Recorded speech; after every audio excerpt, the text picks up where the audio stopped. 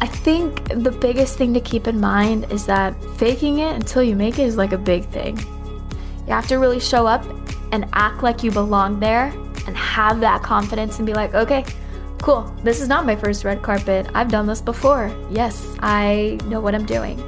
I'm gonna prepare myself so that when the opportunity comes, I don't have to get ready. You have to stay ready. Don't wait for yourself to get the opportunity to get ready. Welcome to The Art of Speaking Up, a podcast that helps professional women access the limitless potential that lies within them. I'm your host, Jessica Guzik, and my mission is to help you find that spark inside you that has the power to transform your career in ways you may not have thought possible. I'm so excited that you're here. And now, on to the show.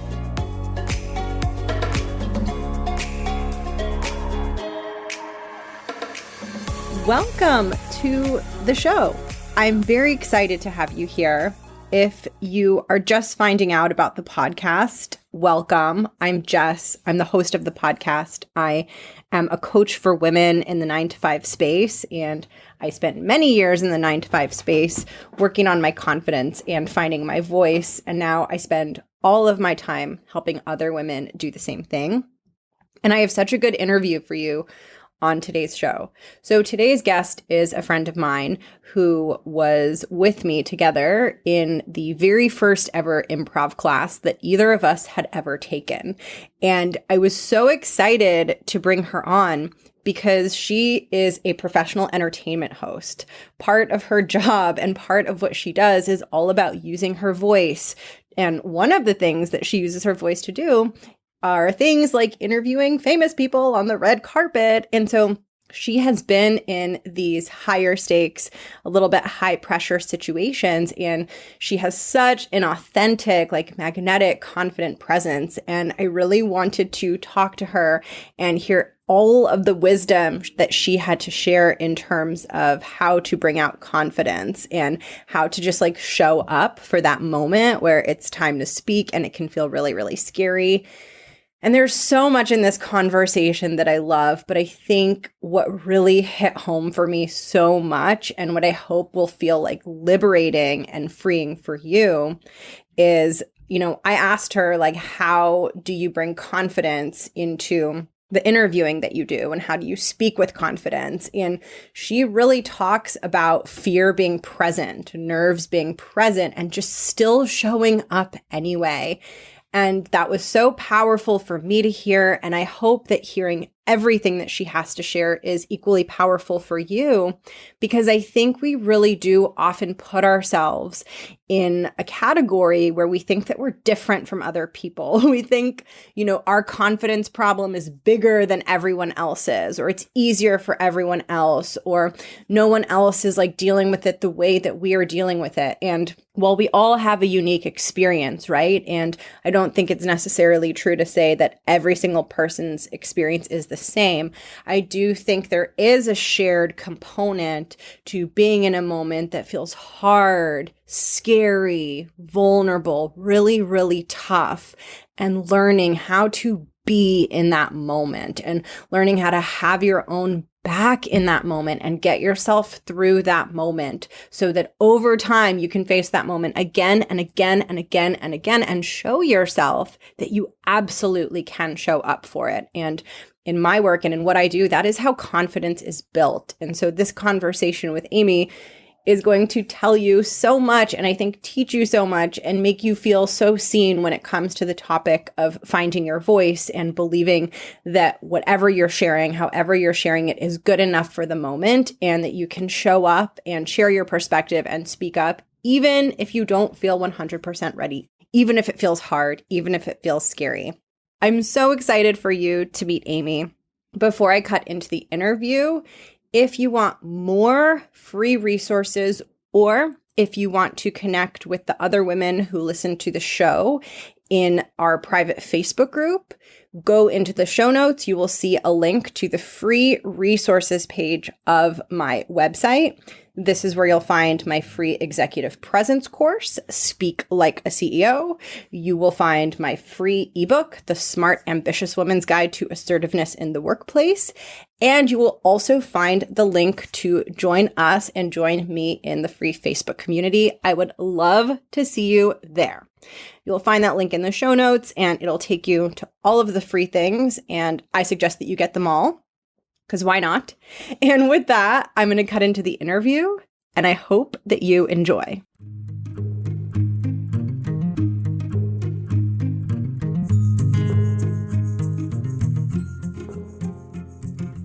I love that question. What do you do? I'm like, I don't know. Too much, not enough. I don't know. Hi, my name is Amy Cassandra Martinez. What I do? Gosh, that's a good question. I get paid to be an entertainment host and to stream on Twitch. What I do, I just like to, I don't know, do things that are creative and bring me joy. So right now that also means trying to take some acting classes, trying to take some voice lessons, trying to learn how to play the guitar and watch a lot of stuff. That's what I do. How I got here, holy moly, that's a loaded question. Lots of internships, lots of odd jobs, lots of what the heck am I doing here? Is this ever going to get better? And yeah, I mean, lots of classes and things, but that's it in a nutshell. Lots of doing things that you don't understand why you're doing them to hopefully lead you to the next thing, which it does, always does. I want to talk to you about confidence because in your job now, I know you spend a lot of time like streaming, hosting on camera. So can you give us a sense of like, I guess the different things that you've done where you have to like show up and be confident? And then we'll talk about like, what is your definition of confidence? I think the biggest thing to keep in mind is that faking it until you make it is like a big thing. Okay, so as an entertainment host, that has you involved doing sit-down interviews. That usually means long-form interviews. Sometimes it can just mean 10 minutes. When I say long-form, I mean like an hour, kind of like what we're doing. Short form, 10 minutes or so. Super short form, meaning on the red carpet. Hi, I'm talking to the freaking Rock. Okay, cool. Or even just, I mean, you think of red carpets, you think like massive events. That also means smaller events where there's not as many people. Things are a little quieter and you've got people watching you as you interview people, which is super strange. That also means being a part of a panel where you're talking about movies, TV shows, actors, all kinds of things like that. And making sure that you bring something to the conversation every single time you open your mouth. And now, like you said, that for me involves streaming on Twitch, where it's literally just me talking with the chat that's there. It's live. It's not talking at them, talking with them and having that kind of conversation. And also, it's Zoom interviews, Zoom junket interviews, which is a whole other thing. When I first went to my first red carpet, okay, so I worked at AfterBuzz TV, which was owned by Maria Menounos and her now husband, Kevin Undergaro. And one of the requirements was, in order for you to actually go to a red carpet, you had to go to 3 carpets and run camera, which is wonderful because the idea of a red carpet is, for most people, I mean, everything that you've ever seen on TV and movies. And that's not necessarily the case. You have to really show up and act like you belong there and have that confidence and be like, okay, cool. This is not my first red carpet. I've done this before. Yes, I know what I'm doing. And yeah, I mean, after the first 3, I was like, okay, I guess now I ask the questions. And you have to know, okay, I have the mic on me. I'm asking the question. Give it over to the person I'm asking the question for and actually be there and listen to them. And just forget everything else that's going on around you, except for, be aware of the time. You're not having a full-on sit-down interview with this person on a red carpet. You have to keep it moving. And one of my first interviews with another outlet was with Ron Howard. And I was like, what could I possibly ask? It's just me. I don't know. Hi, Ron Howard. Wow, you're so talented. Like, what do I say, right? And I think part of showing up with every single job that I do, every single interview, is having faith in myself and that whatever I bring to the table is important. And there's a reason that I'm there asking these people questions. There is a reason that I was there asking The Rock a question. A lot of things lined up so that I could be there. I wasn't gonna be there. I wasn't the host that was gonna go. We also had a very slim chance of actually interviewing The Rock. It was at the Rampage movie premiere. And I was like, really, please, he's not gonna come all the way down. I'll be here. He's The Rock. Jeffrey Dean Morgan's not gonna come all the way down here. There's no way. And then they get closer and you're like, oh my gosh, we actually have a shot. Okay, well, put on your big girl pants and then be here and be present in this moment and don't be scared. You can be scared, but also believe in yourself. I feel like that's something that I have to continuously remind myself. And when I get nervous, I still get nervous. I get nervous on Zoom interviews if it's just one person, if it's 5, 6 people, even with streaming on Twitch. But you have to know that whatever you have to say is of value. I went to this virtual acting workshop, and they basically said, like, you have just as much of a point of view as, I don't know, Ron Howard does. And I was like, what? What do you mean? Wow. And then I kind of sat with that and I was like, holy moly, you're right. Ron Howard has all of his experiences. I have all of my experiences. And there's no one else that has my experiences. And I think that's important to remember with whatever you're doing in life. Everything, whether that be streaming on Twitch, whether that means being on a red carpet or sitting down and having an hour-long conversation with someone. It's like, I've got something to bring to the table. Always. Always. Because there's no one that's lived your life. I think it's so important that you're sharing, like, hey, you still feel nervous sometimes, because I think so many people are waiting and thinking like, oh, if I feel nervous, I shouldn't speak, or like that's a sign that I should wait. And it's like, no. I mean, I don't know what it's like for you, but for me, it's like you just go through it and you just show up anyway. That reminds me of UCB classes. Yes.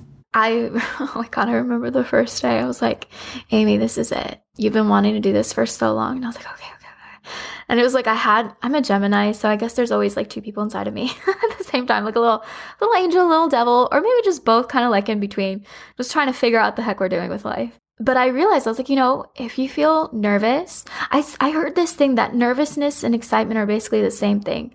But with nervousness, you just think, oh my God, it's bad. But no, you get nervous because you're also excited. There's like a lot of that like pent up energy and you just think it's like a bad feeling, but nervousness can be really good. Nervousness, when I like performed and like played my violin like out for the world and everything, I started playing in 5th grade and I played up until like college, and now I play every now and then when I stream on Twitch. But like I would get so nervous. That nervousness would like radiate through my fingers and give me an awesome vibrato, which is basically like you just wiggle your fingers and it just sounds even cooler. And it was just awesome. So if you harness that nervousness and excitement, it makes everything like, woo, because like, it's just like that bubbly energy. And that's what people always say. They're like, Amy, you have such bubbly energy. I'm like, do you ever just think I'm just nervous? I'm just like, all the time. There's always something here. But sure, yeah, bubbly energy. The first class at UCB, I remember deciding at one point, you're going to volunteer to be the first person to do everything. And then I was like, okay, maybe not the first person. I don't want to be that person. So the first or second. And it's like, don't let your head get in the way of what your heart is telling you. Your heart's telling you you want to be here and you want to do the freaking thing. So do the freaking thing. That goes for auditions, right? Not even, host auditions, yeah, but also acting auditions. Where it's like, I don't know, am I good enough? Freaking screw it. You're here. Your heart's excited to be here. Don't let your brain outthink you, outfeel the moment that you're in. Just be present and do the thing. You're having fun. And don't you want to actually like be present here instead of like overanalyze everything and overthink and just like be so anxious that once it's over, you're like, oh, I wish I was present, because you're never getting that moment back. So just do the thing. Do the thing. Period. Bam. What a quote. Do the thing. I love that you talked about UCB, because I specifically remember before our show, like being right next to you backstage. And I just remember, like, I don't know if you remember, but I like looked at you and I was like, we're going to do this. It's going to be fine. I was almost like reassuring myself, because that moment is so scary, but it's like, we can never get back that experience. And that experience was so special. And I think like I hope that anyone listening who struggles with their voice and really struggles with that can like remember that like it is an honor to have a stage, to get the space for people to listen to you. And even if it doesn't always feel great or even if it feels scary, like performers like you especially, like you love the stage, right? It's like the most special place you can be. I love that you say that. It is an honor. It is an honor to have the stage. It is an honor to have a space to say what you think, what you feel. And I don't think people should take it lightly because people fight for this. People have fought for women to have a voice. People have fought for Mexicans like me to have a voice. And I'm a very big believer in my ancestors and like them like rooting me and everything like that. I'm like rooting for me. And I feel like, you know, my mom didn't work 3 jobs for most of her life for me to be scared, right? Like all the time. And I think it's important that even if you are terrified, even if you don't feel like you're deserving of that space, I feel like that really ties into the imposter syndrome, right? So once you are allowed to, or not allowed, but once you get those spaces, you're like, okay, do I belong here? It's like, my goodness, Amy, you fought to be here. Yeah, you freaking belong here. I fought to be here. Why am I doubting myself now? Why am I doubting the whole process of me getting here?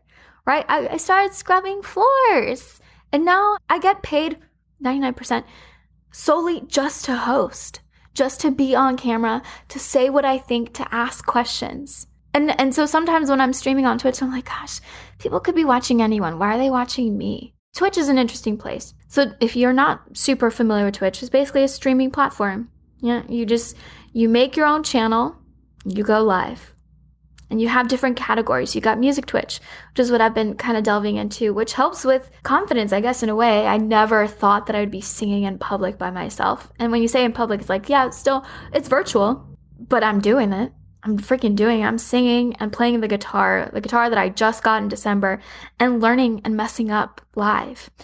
That's music Twitch. Big portion of Twitch is gaming. And as someone who wasn't really a gamer, like I've played a few games, it's also like, oh, why would people want to watch me? I'm not a gamer. Well, you know what, Amy? You're a new gamer. Or would I call myself a baby gamer? So I'm like, well, there's my value. Most people have played most of the games that I'm playing, but these are all brand new to me. So it's like, okay, well, I guess, yeah, I guess this is why people are here. And when you start to doubt yourself, and there's a huge portion of Twitch that is also called just chatting, which is my favorite, which is basically what we're doing. And I just chat with people that are watching me. We talk about mental health a lot. We talk about everything that's going on. Really, I mean, from, being excited about getting vaccines, vaccine appointments, to, wow, do you guys feel safe right now with, police brutality and everything that's happened, to consistently just trying to be better human beings. I mean, there's always something to talk about, especially in the last year. So we just talk about that. And I'm like, that's important to me. That is not a platform that I had a year ago. I really just started streaming on Twitch October 1st of last year.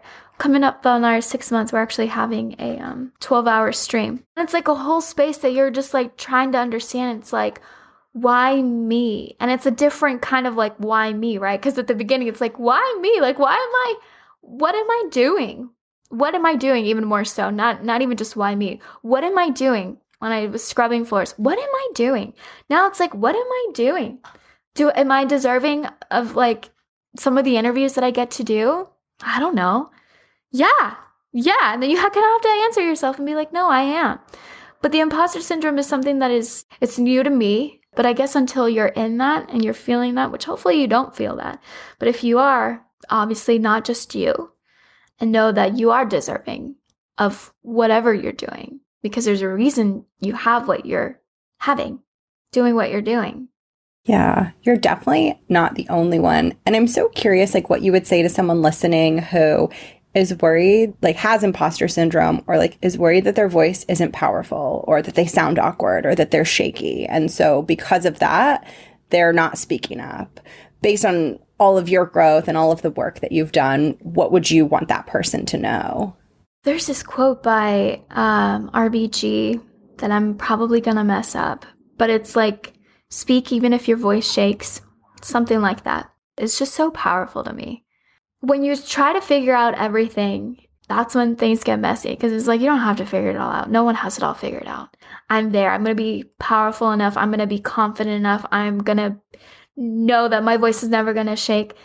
You might always have your voice shaking, because maybe that means that you were never around an environment that you had to raise your voice or that you had to stand up.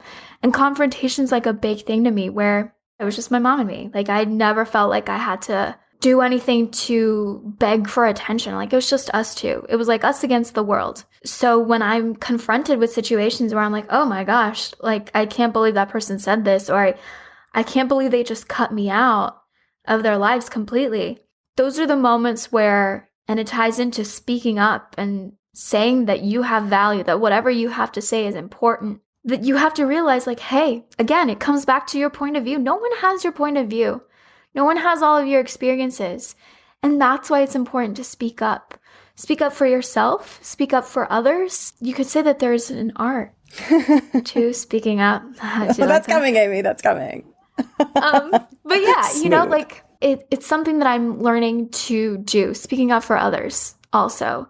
Because, you know, you grow up and you're like, oh, well, just focus on yourself. Like, don't get in other people's business. And it's like, yeah, okay, that's true up to a certain point. But then if we all just tried to focus on ourselves, like, where would we be as human beings? That's horrible. That's a horrible way of thinking. We need to help each other out. And that means if you see a job posting, you're like, oh my gosh, this reminds me of you. I think you would be great for it. Oh my God, thank you so much. Or, hey, I don't know what I'm doing. Can I ask for help? You know, that is okay. You have to speak up for yourself when you're feeling unsure about something. In my mind, maybe, I don't know, 5-10 years down the line, I won't get nervous when I'm put in a situation that I feel like I'm not prepared for. There's this quote by Amy Poehler, and I'm also going to butcher it, but it's basically like, if we all waited until we were ready to do something, we would never do it, which is so true.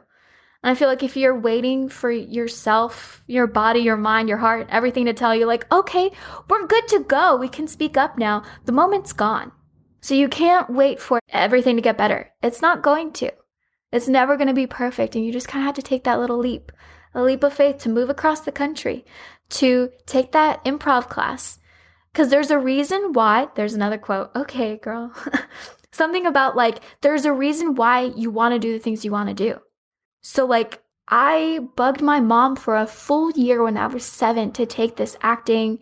It was like a acting, singing, dance kind of like, not a workshop, but it was like this whole program.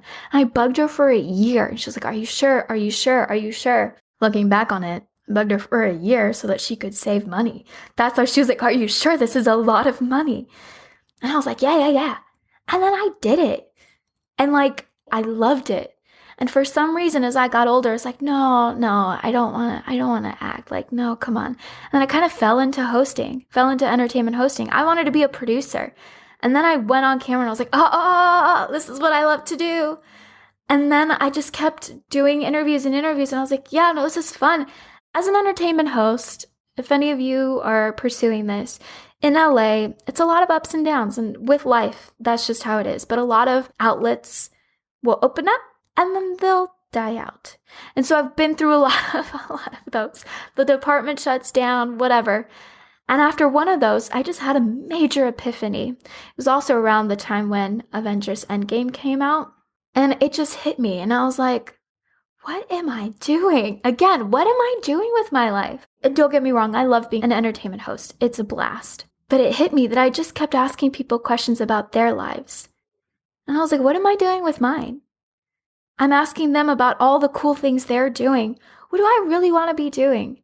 And it hit me and I was like, oh, it was by far one of the most intense moments of my life, which sounds so weird to say. It's like, well, getting proposed to was also like an out-of-body experience.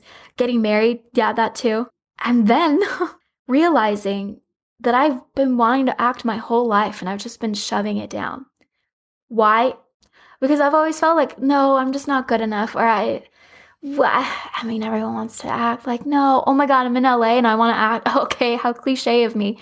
And then I was like, you know what, Amy, screw it. This ties into Avengers Endgame. And you don't have to know much about the entire Marvel Cinematic Universe to understand what I'm going to say. Steve Rogers, Captain America, he's given the chance to go back in time. And the thing that he does is he goes and he spends his life with his true love, Peggy Carter. And it's this whole thing. And obviously, like, if you've seen the movie and all of that, like, I have not been able to watch the movie again because it affected me so much that even if I hear the song, the music that it plays at that point, I'm like, ugh! And I realized, Amy, you don't have an infinity stone to be able to go back in time like Steve Rogers. You don't have that. So you need to start doing the things that you would love to have been doing this whole time now. So then I did, and I signed up for UCB classes, and then I signed up for everything. I signed up for acting classes, found an agent and everything, and you just have to do that. And I've been ready for decades, but I just never let myself really be in it and understand that there was a reason why I've been loving acting for so long. And every single time I watch a performance, whether that be on stage or in movies, that I always felt a little sad after. And I thought it was normal. And it's not normal to feel sad because you're like, I wish that was me. I wish that I could affect people like that. I wish that I could be these characters, tell these stories, feel these things. That's not normal. That means that you actually want to do these things. So, it takes a lot of trial and error. And everything that I've learned from hosting really does help. It helps with acting because it helps me say hi, my name is Amy Cassandra Martinez. I live in Southern California and I'm 4'11", right? And you hear that. It's like, hi, I'm here. I matter. I bring value.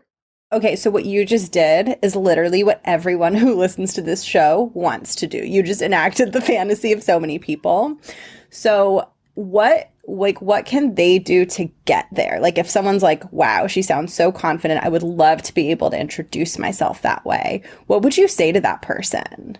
I've mentioned this before. Ancestors are a big thing to me. After I lost my mom, I felt so out of touch with everything. I talked to my therapist about this too, that I generally have a lot of sense of not belonging and feeling kind of like I'm floating. Like, you think of tree roots, you think of your ancestors, you think of your whole family. I feel like I have no immediate connection to the rest of my family. And I think of that because it's solely tied to my mom. And it was just us two. And I always heard about stories from my grandma because of her. And when I lost her, it took me a while to be like, okay, well, she's always going to be with me, right? Everything that my mom went through, that my grandma went through, that my great-grandfather went through, all of the amazing people that came before me are still with me. And every single time that I feel like, am I good enough? Am I doing enough? Am I worthy? I have to think about everything that came before me, everyone that came before me that is rooting for me, and all of the experiences that I thought I don't know if I'm going to survive this. To touch on a little bit of mental health talk, there has been a lot of downs, a lot. And just because you have those downs, it doesn't mean that they're always going to be like that. My therapist always says feelings are fleeting, right? You have a happy moment, awesome, hold on to it. It's not always going to be there. You have a really bad moment, it's okay. Work through these techniques, you're going to get past it. So when I feel lost in the world, which I'm very much going through that right now, I have to sit back and be like, okay, what do I know about myself? I might not always have confidence in my exterior, right? I mean, a year into the pandemic, before the pandemic, I was working out freaking 5 times a week, going to Orange Theory. I love it. I miss it so. But I'm not doing that. But just because I'm not doing that doesn't mean I haven't grown in other ways. Might not be physically as fit as I was, but my goodness, the mental things that I've gotten so much stronger and I've learned about myself. Those are things that I need to keep in mind. So when you walk into a room, when you walk onto a carpet, when you walk into a virtual room online to do whatever you're doing, think of everything that you've been through that you didn't think you could survive and you did. Think of moments that have been way harder. My mom always used to say, is it life or death? If it isn't, then it's okay. You can do this. If it is life and death, okay, take things one at a time, slowly, because it is a big deal, right? When she was going through chemo, I was I always tried to put things into perspective. And that's a big thing with anxiety and things. It's okay, Is this a big thing? Is this not? And when she was going through it, was like, okay, it is a big deal. And this is a lot. Take it one thing at a time. Enjoy every single wonderful moment and work through the bad ones. Because we're all going to have bad moments. But yeah, I mean, I think a big thing, like I said, with anxiety is that your brain just thinks all these things and you're like, hey, okay, chill. What is the likely outcome? What is the least likely outcome? What is the craziest, like most, like best case scenario? But again, come back to the likely outcome and then just stick to that. And I feel like whenever we get nervous about something, whenever we don't feel like we're worthy or all of that, it's like your brain just starts doing all these like exercises and you're like, chill, chill, chill. I am very much like a feelings person. My therapist said something a couple of months ago, and she's like, well, your actions are not guided by your feelings, right? They're guided by your thinking, your thoughts. And I was like, what? What do you mean? My actions are solely guided by my feelings, solely. I'm very much a feelings person. I cry all the time, whether I'm happy, whether I'm sad. I'm coming to learn that about myself. And I feel like doing that exploration of like, oh, okay, I'm going to take the freaking Enneagram quiz and figure out what kind of number I am. Oh, I'm a 4 wing 3. Okay, what does that mean? It means that I like to place value in my life and leave a legacy behind. And I value things that I'm doing and I want to leave something of importance behind. And that's a big deal of who I am. Okay, cool. If you believe in astrology, if you don't, learn about that. Learn about like, when you were born and what that means. And then learn about yourself so that when you get in situations, you learn, oh, okay, this is why I'm feeling this way. So when you walk into a room, when you walk into, again, a red carpet or a virtual room, you show up and you're like, this is me, my little Greatest Showman thing. This is me. This is who I am. This is it. I don't have to be anything. I don't have to be anything other than what I've been trying to be, baby. Just like show up and just be who you are. No one's asking you to be different. And if they are, maybe you don't need to be around them. Or, obviously just like try to grow and be the best version of yourself that you can be. Yes. I love it so much because like everything that you're saying is like, it's not about like being perfect or like always being so good at it. It's just about being true and real and just like finding the things in you that make you feel strong. And messing up. I think with everything that's happened in the last year, people are scared to mess up. And it's like, y'all, look, if you mess up, apologize. Be real, be authentic, be your true self and stop pretending to be someone that you're not. If you grew up a certain way, it is your obligation, it is your duty to consistently try and be better, a better human being every single day. I've always, not always, but since we moved to California, I'm like, I think everyone should leave home. At least for like a couple of years. And if home means like out of state or several cities down, I think you really need to get out. I think it's important as part of like growing up as a human being. That means leaving your comfort zone. And the comfort zone, another quote from freaking Pinterest, your comfort zone can kill you. And it's true. I think my biggest thing with life is that I don't want to look back and say, I wish I had done this. Because here I am in my 20s, still wondering why the heck I didn't just stick with acting when I was a kid. I loved it so much. Why did my little like teenage brain say, who was it? And I'm like, oh, really? You want to get into that, Amy? You know who it was. It was your supposed friends that were like, oh, well, I'm going to get a real job. I'm going to go to school and get a real major. Where it was like, I wanted to be a movie critic for a while. And you're like, nah, just be who you are. Be who you are. Mess up. If you mess up, move on, learn from the mistakes and be like, look, I screwed up. I'm trying to be better. And don't expect other people to do the work that you could be doing. That like no one's gonna hold your hand and be like, oh, we said something we shouldn't have said today. Let's think this through and see how no, this is all you.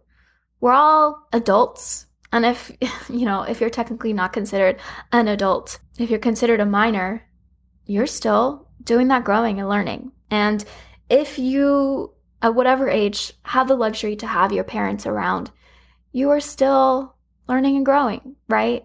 I think there's a weird sense of like when you lose a parent and that, it's all you've ever known. That you're like, okay, I guess that's it. I'm done.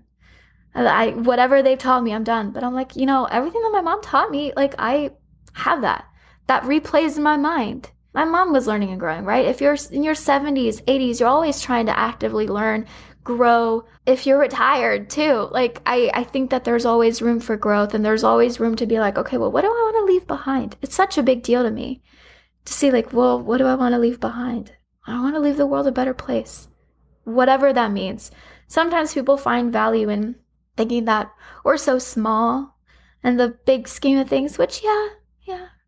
But I'm like, well, that might be the case, but I always feel a sense of power of being like, well, but there's a reason why we were all born.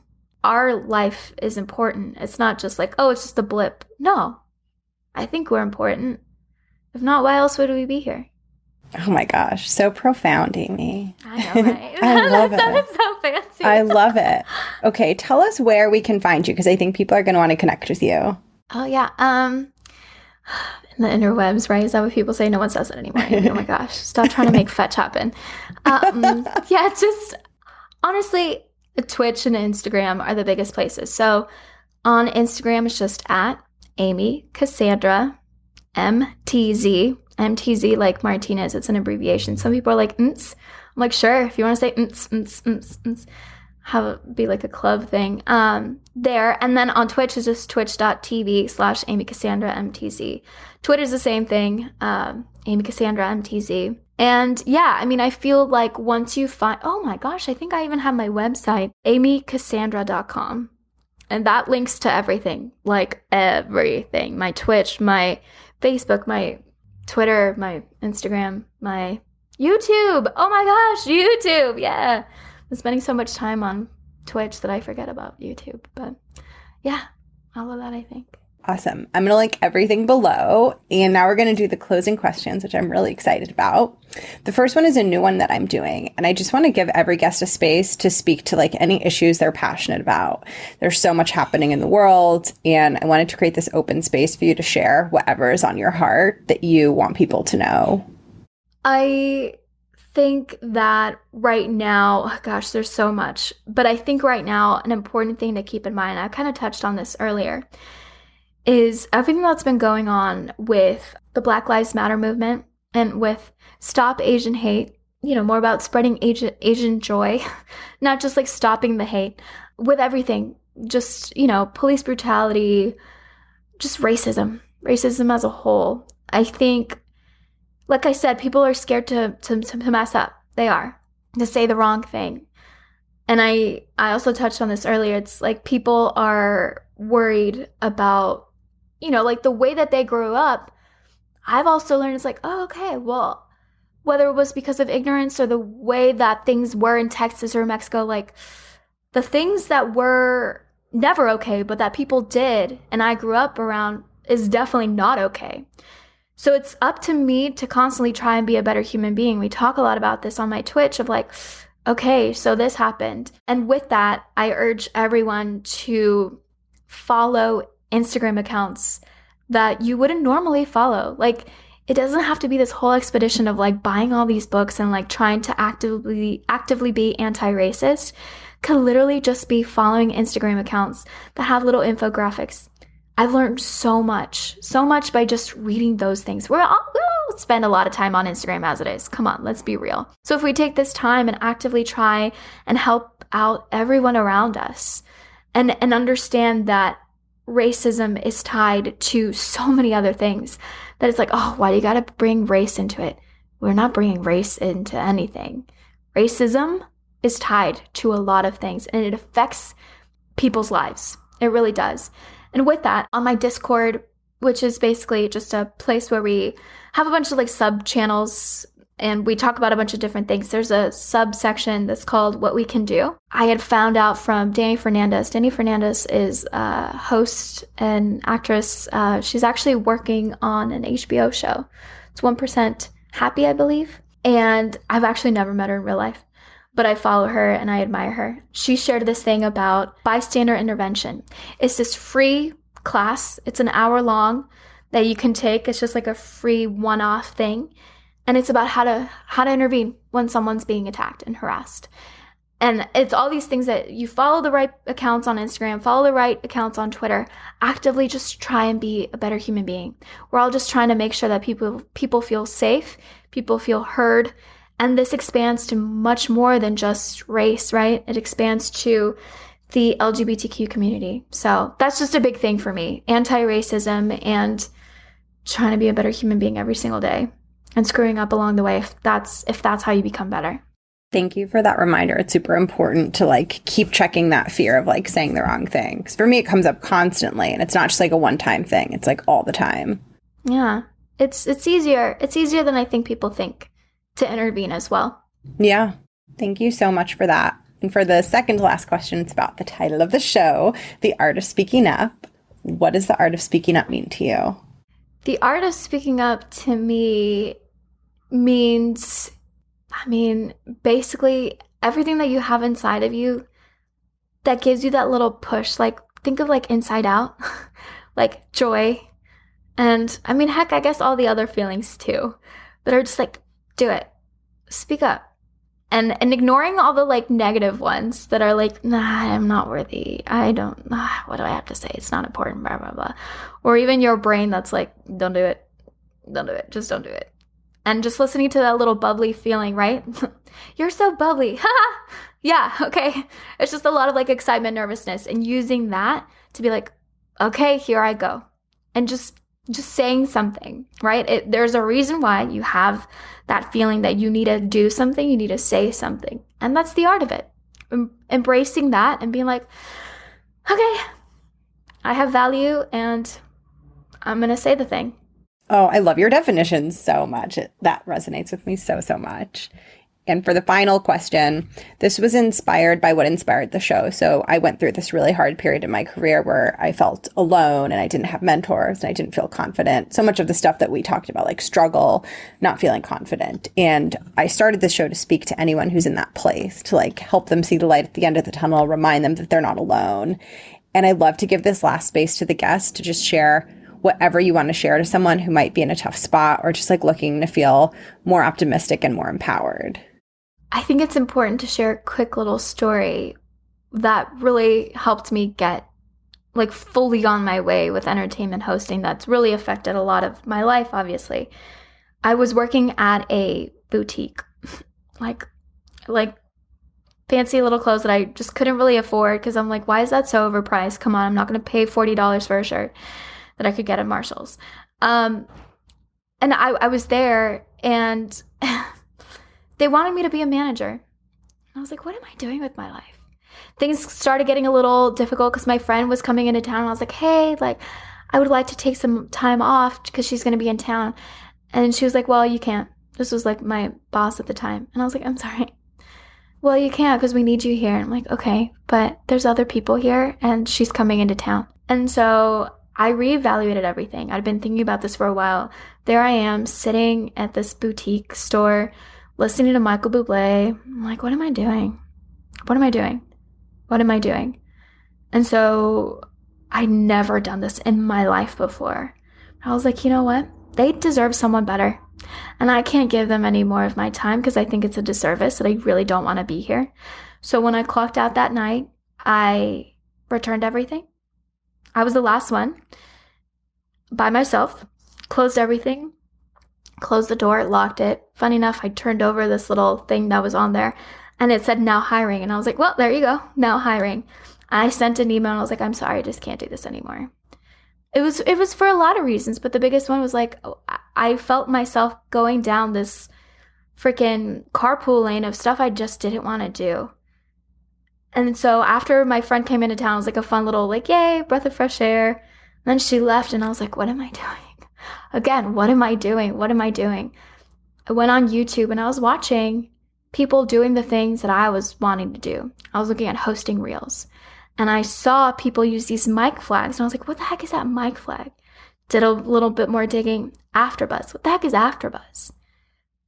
And then I applied for AfterBuzz, got AfterBuzz, did a lot of stuff on AfterBuzz, ended up going on red carpets, worked for Popcorn Talk, did all of that, then went to other outlets, Red Carpet Report, I was doing Hollywood Junket, I was doing, did a little bit of Dance Network. Then after that, it was like, okay, bigger and bigger, then got Clever. Then after it, and then it just like spiraled. And it's basically going back to, why am I doing this?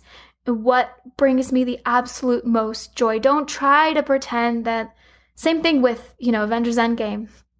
Acting and everything. Don't try to pretend that you don't love the things you love to do. There's a reason why you love the things you love to do.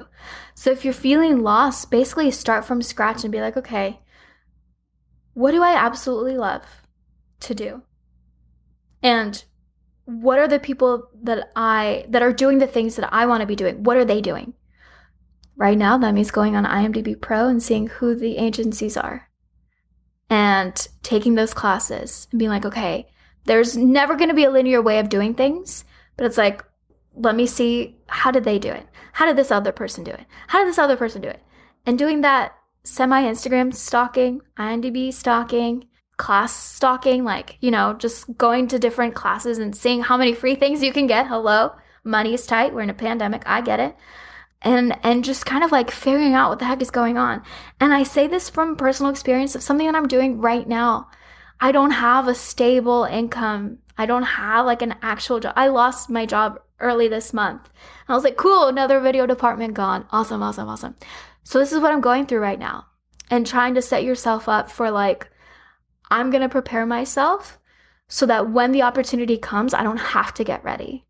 You have to stay ready. Don't wait for yourself to get the opportunity to get ready. That's actually, I think it's it's Ice Cube. It's a lyric. If you stay ready, you ain't got to get ready. Something like that. Wow, full of random quotes today. But yeah, that's just it. Get yourself prepared. Oh my gosh, a perfect note to end on, the meow. Thank you so much, Amy. And thank you, Spielberg. And ET, thank you. And thank you, Jessica. Thank you. That was Amy's cat, which was a hilarious way to close out and end the interview. Divine timing, right? Like, is there any better definition of divine timing than that cat noise? I don't think so. But I hope that you enjoyed this conversation. Like I was saying at the beginning, hearing Amy share the more vulnerable parts of her experience and how she shows up anyway, even with nerves, even with fear, was just like another dose of inspiration for me. And I was like, yeah, like we can, right? And it just made me feel so uplifted. And I hope that it had the same effect on you. And if you feel fear and if you feel nerves, I hope that you know that even though they're hard, even though they're not fun, it's not necessarily a problem, and it doesn't have to be something that gets between you and where you want to be professionally.